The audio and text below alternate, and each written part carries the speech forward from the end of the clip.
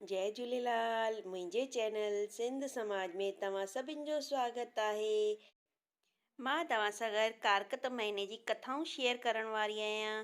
पहिरें अध्याय खां वठी सिंधीअ में कथाऊं मां तव्हांखे ॿुधाईंदसि।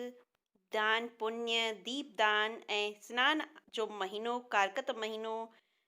हिन महीने जी कथा जो महत्व मां तव्हां सां गॾु पहिरीं शेयर करे चुकी आहियां। तव्हां अगरि चैनल ते पहिरीं बार आया हुजो त चैनल खे सब्सक्राइब कंदा, पासे में ॾिनल बेल बटन खे क्लिक कंदा, जंहिंसां कि तव्हांखे मुंहिंजे सिंधी वीडियो जो नोटिफिकेशन सभिनि खां पहिरीं मिलंदव।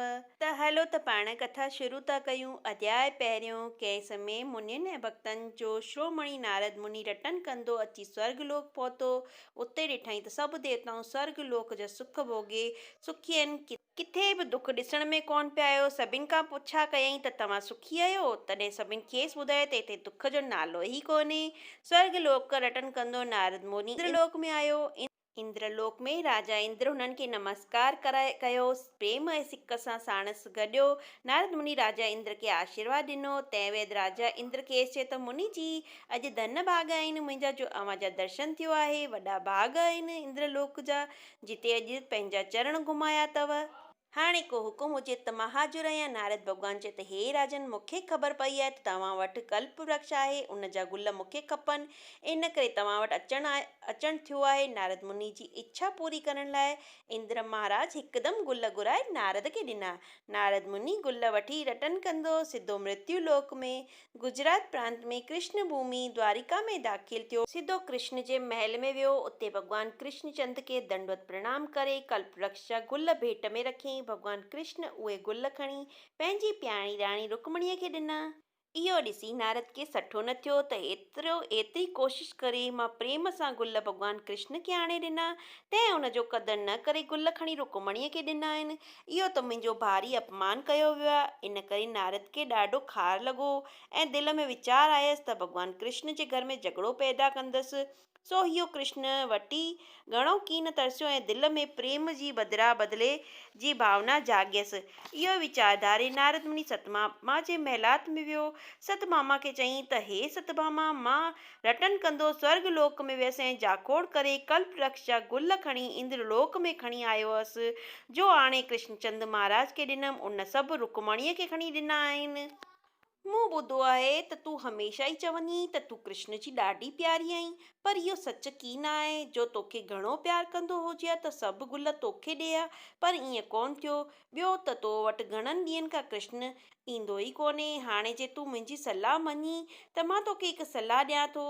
तूं जॾहिं हाणे उहो तो वटि अचे त तोसां मिठियूं मिठियूं ॻाल्हियूं करे त हुन जे अखरनि जो ख़्याल में न आणिजांइ ऐं ॾांस अखियूं खणी बि न निहारजांइ। नारद मुनि जी इहे ॻाल्हियूं ॿुधी सतभामा बिल्कुलु वाइड़ी थी वई। उन जे मन में आंध मांध अची थी त हीउ छा थी रहियो आहे? छा हीउ सच आहे? जेतोणीकि हिकु मुनीअ सां ॻाल्हाए खोज करणु चाही थे, पर हिन जा चप बिल्कुलु ख़ामोश रहिया। सियाणो नारद पंहिंजे रिथा अमल में ईंदो ॾिसी उतां रवानो थी वियो। पर सतभामा लाइ वक़्तु ॼण वधी वियो। खिन पल बि राति खेसि साल जीअं बासण लॻा, जीअं त सतभामा ते दुख जो पहाड़ अची टुटो हुजे। हिन दुख जे पहाड़ टुटण सां गॾु ख़्यालनि जो तूफ़ान हिन जे दिलि में अची छिटकियो। भॻवान कृष्णचंद पंहिंजी प्यारी सतभामा वटि आयो। अॻे त सतभामा भॻवान कृष्ण जी आजिमा कंदी हुई ऐं फूली कान समाईंदी हुई, पर हिन वक़्तु सतभामा कृष्ण ॾे निहारियो ई कोन। सतभामा इहो सभु नारद मुनीअ चवण करे कयो हो। कृष्ण खे अजब त लॻो, पर पोइ ॻाल्हि खे सम्झी चवणु लॻो त हे सतभामा, मां तुंहिंजी कहिड़ी वखाण करियां? तूं त प्राण प्यारी आहीं, गोरियो कुर्बान वञा। अॼु तूं मूंसां छो नथी ॻाल्हाईं? नेण खणी बि नथी मूं ॾे निहारीं। मूं कहिड़ो कसूर कयो आहे? इन ते सतभामा वर्णाए त नारद तोखे इंद्रलोक मां कल्प वृक्ष जा गुल आणे ॾिना, तो खणी सभु रुक्मणीअ खे ॾिना त हे कृष्ण, तूं ॿाहिरां ॾाढो रिझाईंदड़ ऐं मिठा ॿोल ॿोलींदो आहीं, मगर दिलि में सचो कोन आहीं। इन करे त मुरली मनोहर खिलंदे चयो त बसि ॻाल्हि एतिरी, अहिड़ी ॻाल्हि ते कावड़जी आहीं जंहिं लाइ ख़्यालु करण बि न घुरिजे। हाणे उथ त तोखे स्वर्ग ॾो लोक तो वठी हलां ऐं इंद्र महाराज खां उहो सॼो गुलनि जो कल्प वृक्ष तोखे वठी थो ॾियां। भॻवान कृष्ण गरुड़ पखी घुराए उन ते वेही इंद्रलोक रवानो थियो। जॾहिं कृष्ण ऐं सतभामा इंद्रलोक पहुता, तॾहिं महाराज इंद्र ॿिन्हिनि खे प्रेम पूर्वक नमस्कार कयो। हथ जोड़े चयईं त हुकुम कयो, बंदो हाज़ुर आहे। कृष्ण चयो त हे राजन, हिते मां कल्प वृक्ष वठण लाइ आयो आहियां। इहो ॿुधी राजा इंद्र खे कावड़ वठी वियो ऐं चवणु लॻो त इहो इहो कॾहिं की न थींदो, मुंहुं माराए हिन बिना हिकु गुल बि हथ लाइण न ॾींदसि। हा, तव्हांखे उन लाइ मूंसां लड़ाई करणी पवंदी।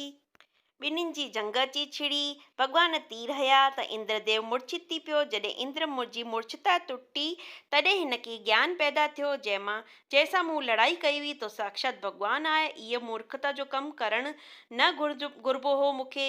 इंद्र कृष्ण जे पेरनि ते पियो, माफ़ी घुरियईं ऐं हथ जोड़े चयईं त हे प्रभु, जेको खपेव तव्हां खणी वञो। भॻवान कृष्ण पाड़ सुधो कल्पवृक्ष जो वणु खणी गरुड़ ते सवार थी सतभामा जे महल वटि लथो ऐं उहो वण महल में अची करे पोखे छॾियईं। कल्पवृक्ष ॾिसी सतभामा ॾाढी ख़ुशि थी। एतिरे क़ैद त कपिड़नि में न पई मापे।